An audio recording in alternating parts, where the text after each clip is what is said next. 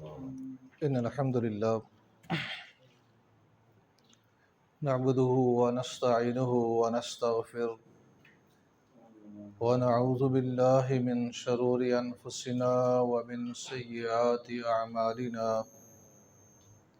من يهده الله فلا مضل له ومن يضلله فلا هادي له وأشهد أن لا إله إلا الله وحده لا شريك له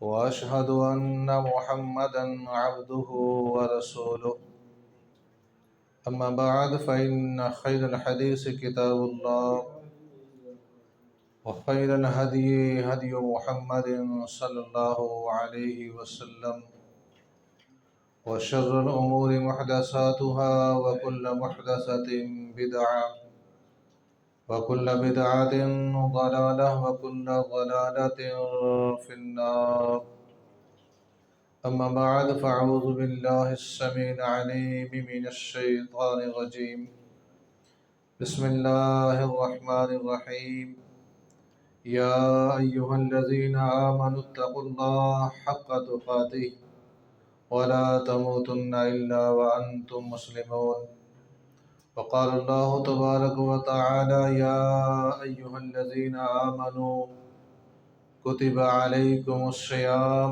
كما كتب على الذين من قبلكم لعلكم تتقون اللهم صل على محمد وعلى آل محمد كما صليت على إبراهيم وعلى آل إبراهيم إنك حميد مجيد اللهم بارك على محمد وعلى آل محمد كما باركت على إبراهيم وعلى آل إبراهيم إنك حميد مجيد۔ اللہ سبحانہ و تعالی مالک الملوک کا احسان ہے کہ اس مالک نے ہمیں زندگی کے اندر ایک دفعہ پھر اس نے موقع دیا اور ہم نے اس کا نیک مہینہ اپنی زندگی میں پا لیا۔ صحابہ کرام رضوان اللہ علیہم اجمعین رمضان کے 6 ماہ باقی ہوتے تو اللہ سے دعا کرتے کہ اللہ اتنی زندگی اور دے دے کہ آنے والا رمضان وہ اپنی زندگی میں پا لیں۔ جب گزر جاتا تو دعا کرتے اللہ ہماری نماز روزے قیام اللیل جو رمضان میں ہم نے کیا ہے اس کو قبول فرما۔ اللہ سے ہم بھی دعا کرتے ہیں کہ اللہ ہم بھی رمضان کے اندر روزے رکھ کے قیام اللیل کر کے استغفار کر کے قرآن کی تلاوت کر کے اپنے آپ کو سارے مسلمان اللہ سبحانہ و تعالی سے جہنم سے آزادی حاصل کر کے جنتیوں میں اپنا نام لکھوا لیں۔ اللہ نے ہر امت کو روزے رکھنے کا حکم دیا۔ یہودی بھی روزہ رکھتے ہیں، عیسائی بھی رکھتے ہیں، ہمیں بھی اللہ نے کہا کہ تو نے بھی روزہ رکھنا ہے۔ اس کا حاصل کیا ہوگا؟ مقصد کیا ہے؟ نتیجہ کیا نکلے گا؟ کہ تم متقی بن جاؤ گے۔ کوئی بندہ دکان کرتا ہے، سودا ڈالتا ہے، اس کو بناتا سنوارتا ہے، اس کا نتیجہ وہ کیا اخذ کرنا چاہتا ہے کہ مجھے منافع ہو، میں اس سے روزی کماؤں گا۔ کاشتکار کاشت کرتا ہے، وہ کیوں محنت کرتا ہے؟ اس لیے کرتا ہے کہ اس سے میں اپنا رزق کماؤں گا۔ اللہ سبحانہ و تعالی نے ہمیں روزے رکھنے کے بعد یہ کہا ہے کہ تمہارے اندر تقوی آ جائے گا، تم متقی بن جاؤ گے۔ ہم نے دیکھنا ہے کہ ہمارے اندر وہ تقوی ہے۔ میں اپنے آپ کو دیکھوں کہ میں متقین میں سے ہوں آپ اپنے اندر جھانک کے دیکھیں کہ آپ متقین کے اندر سے ہیں؟ روزہ رکھنے کے بعد، نمازیں پڑھنے کے بعد، اذکار کرنے کے بعد اگر تقوی نہیں آیا، متقین کی صف میں شامل نہ ہوئے، تو پھر روزہ رکھنا، نماز کا پڑھنا بے فائدہ ہے۔ تقوی ہے کیا؟ کہ ہم جانچیں کہ وہ میرے اندر ہے کہ نہیں ہے۔ کیا اللہ سبحانہ و تعالیٰ نے ان لوگوں کو متقی کہا ہے جن سے گناہ نہیں ہوتا؟ وہ تو انبیاء ہیں جو معصوم عن الخطا، ان سے خطا نہیں ہوتی۔ متقین جو ہیں، جن کے اندر اللہ سبحانہ و تعالیٰ تقوی پیدا کرنا چاہتے ہیں، وہ ایسے لوگ ہیں جو معصوم عن الخطا نہیں ہے۔ خطا کا ہو جانا ان سے ممکن ہے، کسی سے چھوٹی ہو جاتی ہے، کسی سے بڑی ہو جاتی ہے۔ متقی آدمی سے بھی خطا ہو جاتی ہے۔ خطا کا ہو جانا یہ غیر متقی ہونے کی نشانی نہیں ہے۔ خطا کے بعد اس کے اوپر فوراً شرمندہ ہونا، دل کے اندر احساس پیدا ہو جانا کہ میں نے یہ غلط کام کر دیا، اور تعجیل فی التوبہ، توبہ کے اندر فوراً وہ جلدی کرے۔ ہمارے یہاں ہم اپنے اندر تقوی نہیں دیکھتے۔ میں دیکھتا ہوں کہ فلاں بھائی یہ بڑا نماز پڑھتا ہے، متقی ہے کہ نہیں ہے۔ آپ مجھے دیکھتے ہیں کہ جمعہ پڑھاتا ہے، کہ آپ متقی ہے کہ نہیں ہے۔ ہم ایک دوسرے کو دیکھتے ہیں، اپنے آپ کو دیکھتے نہیں۔ ہمارے سلف ایسے نہیں تھے۔ صحابہ کرام رضوان اللہ علیہ مجمعین کی مثال میں سے ایک مثال صحیح بخاری کے اندر حدیث ہے، ایک بندے سے ایک صغیرہ گناہ ہوا، چھوٹا سا گناہ، اور اس کے بعد اس کو احساس ہوا کہ مجھ سے یہ غلطی ہو گئی۔ متقی تھا نا، اس کے اندر تقوی تھا، غلطی اس کو ہو گئی، فوراً احساس کہ اب اس غلطی کا میں ازالہ کیا کر سکتا ہوں، یہ غلطی مجھ سے کس طرح معاف ہو سکتی ہے۔ فوراً مسجد کی طرف دوڑا، رسول اللہ صلی اللہ علیہ وسلم کے پاس آیا، صحابہ بھی بیٹھے ہوئے ہیں، ہم اپنی غلطیوں کو چھپا رہے ہوتے ہیں۔ اس نے چھپایا نہیں، اس نے آ کے کہا اللہ کے نبی صلی اللہ علیہ وسلم یہ غلطی ہو گئی ہے، مجھ سے یہ غلطی کو ہو گئی ہے، اقم کتاب اللہ، میرے اوپر اللہ کا حکم نافذ کر دیں، جو میری سزا بنتی ہے اسلام میں وہ مجھے دے دیں تاکہ یہ غلطی میری معاف ہو جائے۔ اب وہ کیوں کہہ رہا ہے؟ مسجد میں دوسرے لوگ بھی سن رہے ہیں، اقراری بھی ہے، اپنی غلطی بھی بیان کر رہا ہے، سزا بھی لینا چاہتا ہے۔ کیا اس کو نہیں شرم آتی تھی کہ یہ لوگ کیا کہیں گے؟ یہ لوگ کیا کہیں گے کہ اس سے یہ غلطی ہوئی ہے، اور تسلیم بھی کر رہا ہے۔ ہم تو غلطی کر کے اس کو ڈیفینڈ کرتے ہیں، توبہ بعد میں کریں بھی، پہلے تو اس کے لاجک پیش کرتے ہیں، یہ اس لیے ہو گئی، اس لیے ہو گئی، اس لیے ہو گئی۔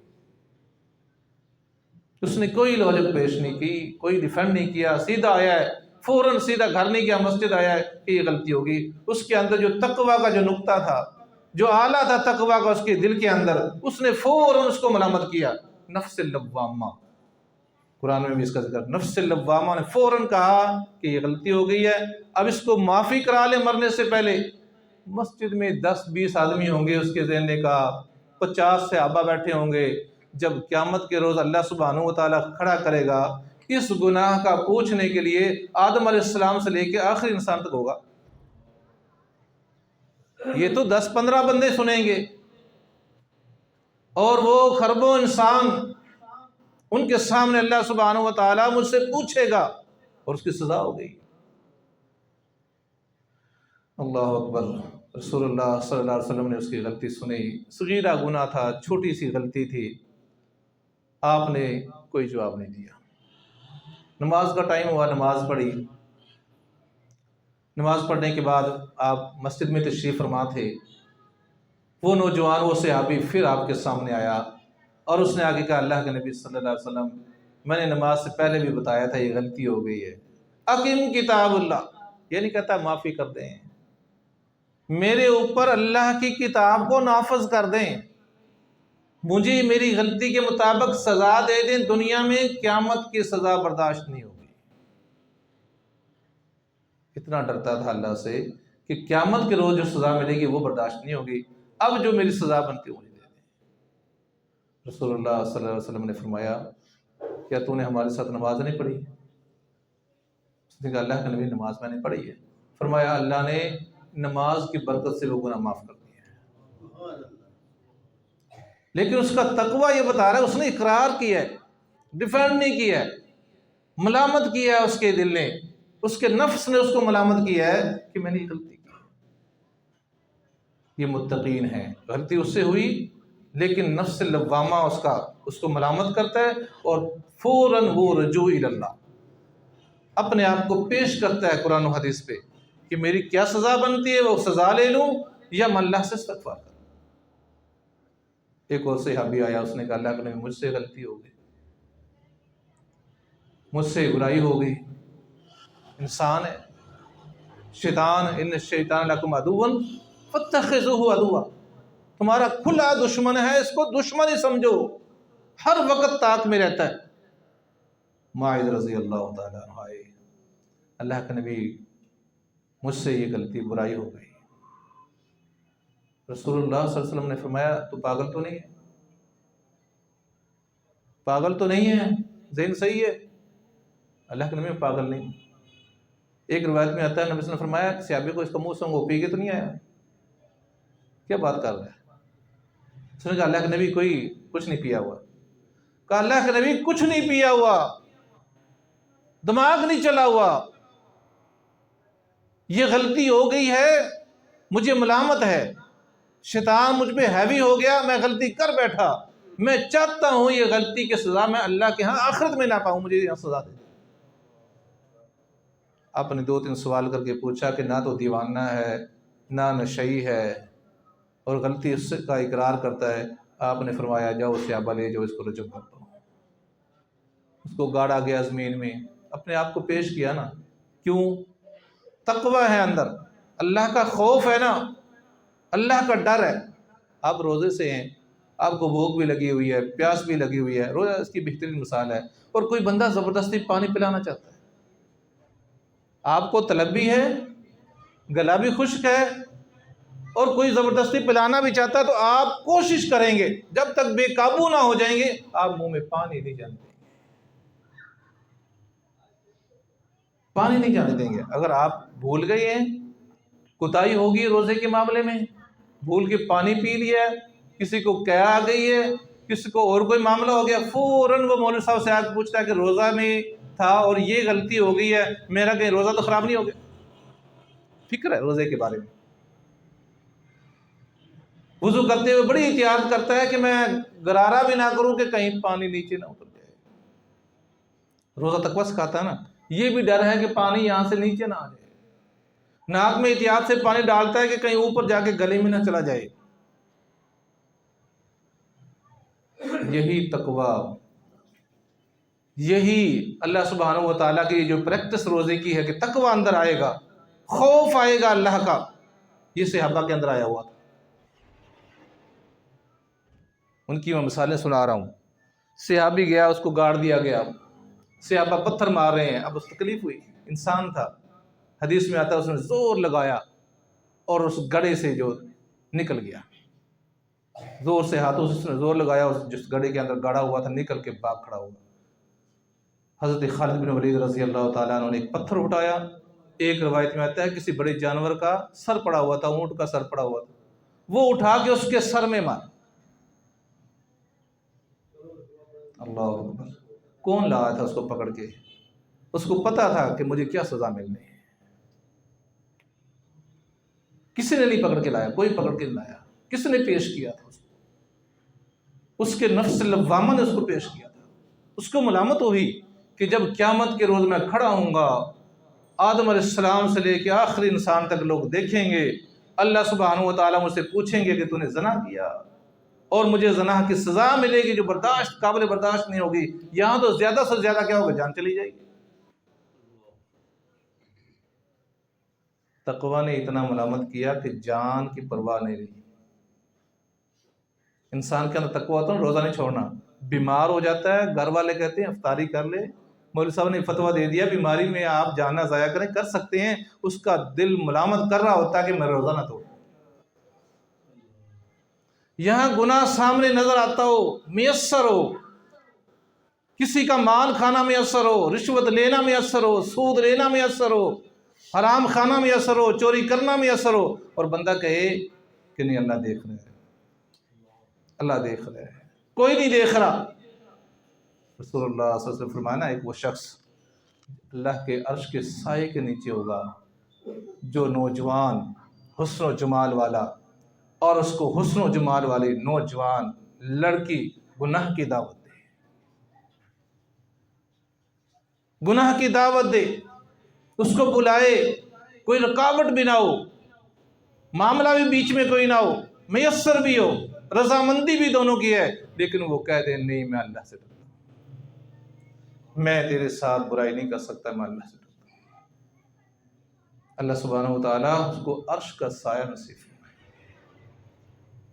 صحابہ کے اندر یہ مثال بھی ملتی ہے۔ ابو مرثد غنوی رضی اللہ تعالیٰ عنہ، کیا اللہ نے جوانی دی تھی، کیا صحت دی تھی، اور جب اللہ جوانی صحت دیتا نا اور جب وہ راستے ہٹ جائے ہر وہ برائی کر گزرتا ہے جو اوروں سے ہوتی نہیں ہے۔ جاہلیت میں زنا، شراب، چوری ڈاکہ، صحت مند نوجوان ہے، طاقتور ہے، طاقت کا یہ عالم ہے، حدیث میں آتا ہے کہ کسی کا گھوڑا بھاگ جاتا چھوٹ کے تو ابو مرثد کو کہتا وہ پیچھے بھاگ کے اس کے دم کو پکڑ کے اس کو کھڑا کر لیتا، گھوڑے جتنا بھاگنا اور اس کو دم سے پکڑ کے کھڑا کر لینا، مسلمان ہو گیا۔ پچھتاتا اللہ کے نبی بڑے گناہ کیے، بڑی شراب پی ہے، بڑا لوگوں کا مال لوٹا ہے، لوٹ کے بھاگ جاتا تھا، پکڑا ہی نہیں جاتا تھا۔ رسول اللہ صلی اللہ علیہ وسلم نے ایک دن بلایا، ان کا آپ نے فرمایا ابو مرثد تو کیا گناہوں کی معافی چاہتا ہے؟ میں نے کہا اللہ کے نبی چاہتا ہوں، تیرے تمام گناہ معاف ہو جائیں گے، میں ایک ڈیوٹی لگاتا ہوں وہ کر۔ اللہ کے نبی حاضر ہوں، رسول اللہ صلی اللہ علیہ وسلم نے فرمایا جا مکے میں جو لوگ ضعیف کمزور ہجرت نہیں کر سکتے، صحت مند لوگ، نوجوان جوان آدمی، چلنے پھرنے والے، بھاگ کے نکلنے والے، وہ آگے سارے ہجرت کر کے، کمزور لوگ رہ گئے ہیں جن سے چلا نہیں جاتا، عمر زیادہ ہے، بچے ہیں یا بیمار ہیں، اور ان کو کافروں نے مشرکوں نے قید میں رکھا ہوا ہے، اور جس باغ میں قید میں رکھا ہوا اس کی دیواریں اتنی اونچی ہیں کہ بندہ ان کی اونچائی کی طرف دیکھے تو اس کی گردن یوں پیٹھ کے ساتھ پیچھے لگ جاتی ہے، اتنی اونچی دیواریں، اس کے اوپر چڑھنا، فرمایا تو چڑھ سکتا ہے، تیرے علاوہ کوئی نہیں چڑھ سکتا۔ وہاں سے ایک ایک دو دو کو اٹھا اور مدینے پہنچا، رسول اللہ صلی اللہ علیہ وسلم کا حکم ملا، پہنچا، گیا، رات کے پیر میں دیوار پہ چھلانگ لگائی اندر، وہاں سے ایک بندے کو مسلمان کو اٹھایا، کندھے پہ اٹھایا باہر، اور اس کے اٹھا کے لا کے راستے میں جہاں باقی مسلمان بیٹھے ہیں لے جانے کے لیے سوارے، وہاں کندھے پہ اٹھا کے وہاں پہنچا دیتا ہے۔ ایک دو روزانہ لے کے جا رہا ہے، مشرکوں نے دیکھا کہ قیدی کم ہو گئی، پہرے لگا دیے، پہروں کے اندر سے آتا ہوا جب اس باغ کے قریب آیا، ایک عورت سے ملاقات ہو گئی، رات کا اندھیرا، اس عورت نے پہچان لیا، جاہلیت میں اچھی خاصی آشنائی تھی اس کے ساتھ، اس نے تو ایسے پہچان لیا اس کو دور سے آتے ہوئے بھی۔ ابو مرثد نے بھی اس کو پہچان لیا کہ فلاں ہے، کہنے لگی ابو مرثد ہے، کہنے لگی کیا تو کون ہے؟ اس نے کہا میں فلاں، اس نے کہا اچھا، کہنے لگی کیسے آنا ہوا؟ کہنے لگا ویسے آئے، میرے نبی نے میری کوئی ڈیوٹی لگائی ہے۔ کہنے لگی وہ ڈیوٹی جانے تو جانے، یہاں سے قیدی چوری ہو رہے ہیں، وہ قیدی جانے، مکہ والے جانے، مجھ سے کوئی سروکار نہیں، میرا جو کام ہے تیرے ساتھ وہی ہے، میرے ساتھ میرے گھر چل، تمام راز تیرا فاش نہیں ہوگا، میرے گھر چل، میرے ساتھ رات بسر کر، اور پھر جو تو مرضی کرتا ہے۔ برائی میسر، گھر دعوت دینے آ گئی، ابو مرثد نے کہا اناق اس عورت کا نام تھا، وہ وقت گزر گیا، میں مسلمان ہو چکا ہوں، اب میں زنا نہیں کر سکتا، مجھے میرے اسلام نے اس کو حرام قرار دیا ہے، میں یہ برائی نہیں کر سکتا، میرے نبی صلی اللہ علیہ وسلم نے سختی سے منع کر دیا ہے، اللہ نے نازل ہونے والی وحی میں اس کو حرام قرار دے دیا ہے، قیامت کے روز مرنے کے بعد اس کی سزا ملنی ہے، اناق میں یہ گناہ نہیں کر سکتا۔ کہنے لگی مجھے تیرے دین کا نہیں پتا، مجھے تو اپنے کام کا پتہ ہے، جو میں کہتی ہوں وہ کر، ورنہ میں چیخ لگاؤں گی، مکہ والوں کو بتاؤں گی کہ تمہارا جو ملزم تھا وہ یہ ہے، اور صبح تیرا قیمہ پڑا ہوگا، یہاں تیرا جسم باقی نہیں ہوگا۔ مکہ والے بہت تنگ ہیں تیرے سے اور پہرے لگے ہوئے۔ امتحان آ گیا،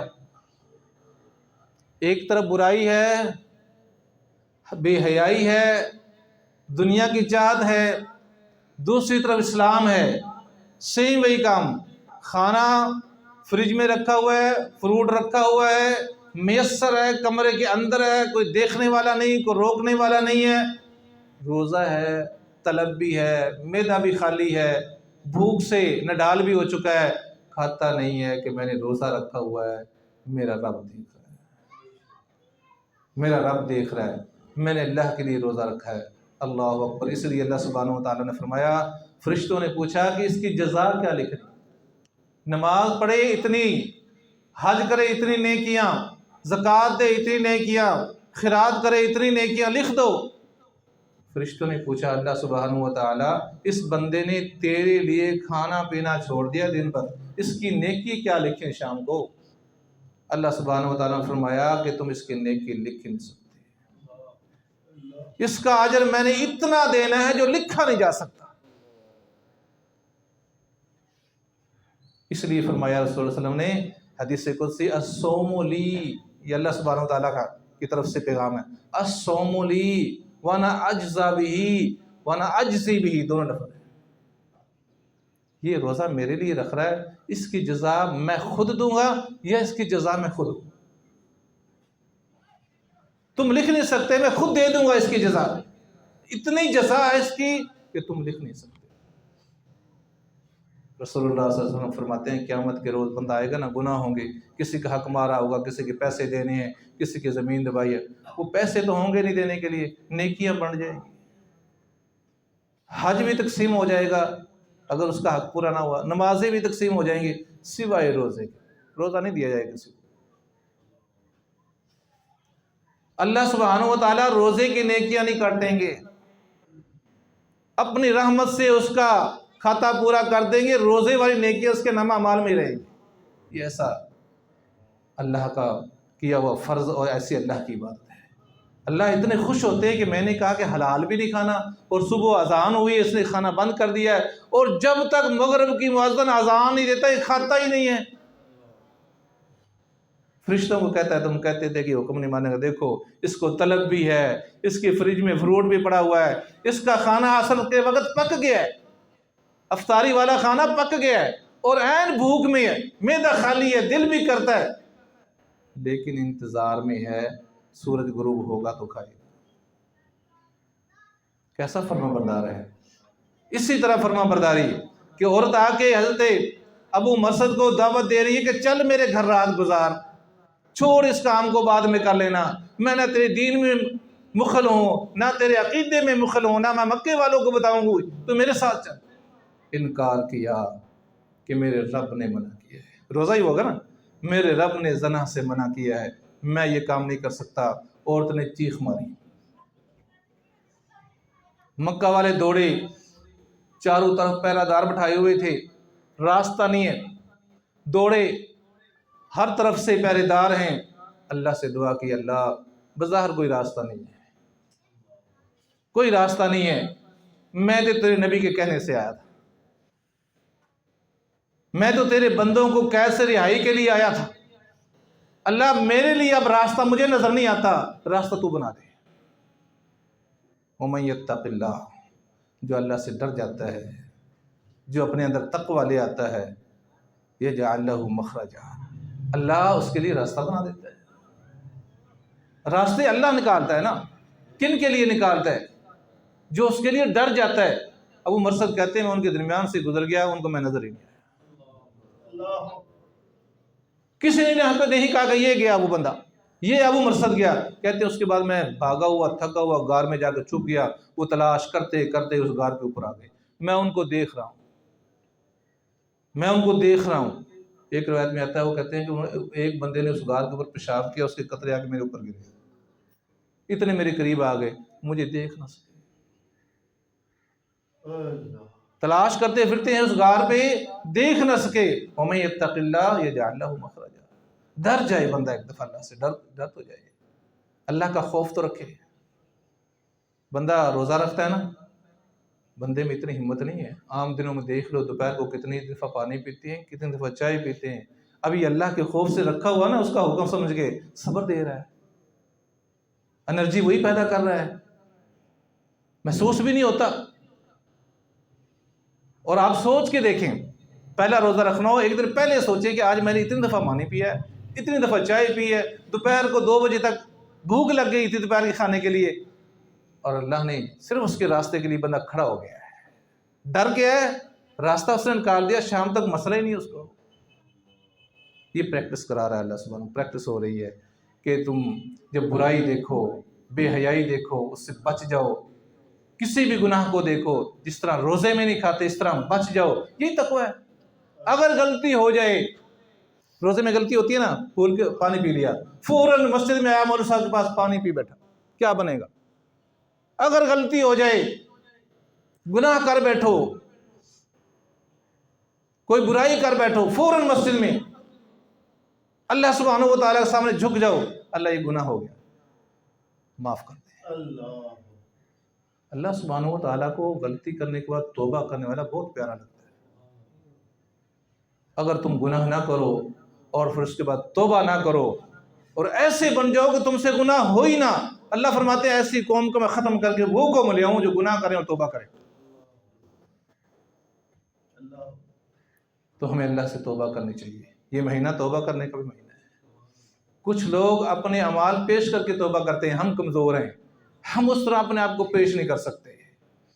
اللہ، اس دور کی تو ایک عورت کی بھی بہترین مثال ہے۔ ایک عورت آئی رسول اللہ صلی اللہ علیہ وسلم کے پاس، انہوں نے کہا اللہ کے نبی غلطی ہو گئی، مجھ سے برائی ہو گئی۔ عورت ہے، یہاں اتنا حیا کا معاملہ ہے، اگر کوئی مسئلہ ہو تو ہماری بہن بیٹیاں گھر بھی نہیں بتاتی، باہر نکلنا بند کر دیتی ہیں، کسی نے باہر کچھ کہہ دیا، کوئی جملہ کس دیا۔ اس عورت نے کہا اللہ کے نبی گناہ ہو گیا، کیا چاہتی ہے؟ پاک کر دے۔ ساتھ کہا کہ میرے حمل بھی ہے گناہ کی وجہ سے۔ فرمایا اس کا کیا قصور ہے، وضع حمل تک صبر کر، موقع دے دیا، چلی گئی۔ نہ آتی، چلی جاتی، نہ آتی، اللہ سے توبہ کر لیتی، استغفار کرتی، وضع حمل ہوا، بچہ گود میں، پھر آگے اللہ کے نبی وہ گناہ ہوا تھا جس کے سبب یہ بچہ، مجھے پاک کر دیں، مجھے سزا دے دیں۔ ابھی کون سی چیز لے کے آ رہی ہے؟ نہ اس کے کوئی مچل کے جمع ہے، نہ اس کے کوئی مدعی ہیں، نہ اس کا کوئی ضمانتی اس کو کھینچ کے لے کے آ رہا ہے کہ میری زمین ضبط ہو جائے گی، میں نے ضمانت دینی ہے، چل پیش ہو۔ نفس اللوامہ لے کے آ رہا ہے اس کو۔ نبی صلی اللہ علیہ وسلم فرمایا یہ بچہ دودھ کون پلائے گا، اس کو ایک کھانا نہیں کھاتا، چل اس کو دودھ پلا، اس کے دودھ کی مدت پوری کر، جب یہ کھانا کھائے گا پھر آنا۔ دودھ پلایا، نہ آتی، پھر ایک موقع مل گیا، پھر نہ آتی، پھر آئی۔ صحابہ کہتے ہیں بچے کے ہاتھ میں روٹی کا ٹکڑا اور وہ کھا رہا ہے، آگے کہتے ہیں اللہ کے نبی اس بچے نے روٹی کھانا شروع کر دی، اب یہ روٹی کھا سکتا ہے، اب اس کا گزارا ہو جائے گا۔ اس کو یہ بھی پتا تھا میری سزا کیا ہے، اللہ کے نبی کیوں دودھ پلوا رہے ہیں، اس کو دودھ کون پلائے گا، یہ کھانا کھانا شروع کر دے گا تو کسی کو دے دیں گے، وہ کھانا کھلا دے گا۔ رسول اللہ صلی اللہ علیہ وسلم نے فرمایا پھر آ گئی ہے، فرمایا ایک انصاری صحابی کو یہ بچہ اس سے لے لو، اس کی پرورش کرو، اور صحابہ کو کہا اس کو لے جاؤ رجم کر۔ پھولوں کے ہار ڈلنے تھے، پیش ہو رہی ہے، لیکن تقویٰ تھا اس کے اندر۔ مسئلہ پوچھتے ہیں کہ میں روزہ توڑ بیٹھا، کیا سزا ہے؟ جان بوجھ کے توڑا ہے تو 60 روزے رکھنے ہیں۔ جان بوجھ کے توڑا ہے 60 روزے رکھنے ہیں، اور اگر غلطی ہو گئی ہے، بیماری ہو گئی ہے، روزہ کھولنا پڑ گیا ہے، تو اس کی ایک قضا ایک روزہ رکھنا پڑے گا۔ خوف ہے نا کہ روزہ میں نے کھول لیا ہے، ڈاکٹر کے کہنے سے کھول لیا ہے، یا میں بہک کے شیطان کے پیچھے لگ کے، شیطان کے پیچھے لگا ہے تو 60، اور اگر کوئی مجبوری بن گئی ہے تو ایک کی قضا دینی ہے۔ مسئلہ پوچھنے آتا ہے، یہاں بھی وہی، اسی لیے اس کے اندر یہی تقویٰ تھا۔ وہ آ رہی ہے کہ وہ گناہ ہوا تھا، وہ معاف کیسے ہوگا؟ رسول اللہ نے فرمایا جاؤ اس کو رجم کر دو۔ اس کو رجم کیا گیا، ایک صحابی نے پتھر مارا، اس کا خون کا فوارہ اس کے کپڑوں پہ گرا، اس کے منہ سے کچھ الفاظ نکلے اس کے بارے میں، نازیبا الفاظ نکلے۔ اللہ کے نبی صلی اللہ علیہ وسلم کو آگے بتایا گیا، رسول اللہ صلی اللہ علیہ وسلم نے فرمایا تم اس کے بارے میں ایسی بات کی ہے تم نے، اس کی توبہ تو اللہ کے ہاں ایسی قبول ہوئی ہے، ایسی توبہ قبول ہوئی ہے، مدینہ کے 70 گناہ گاروں پہ وہ توبہ تقسیم کر دی جائے، سب کو معافی مل جائے۔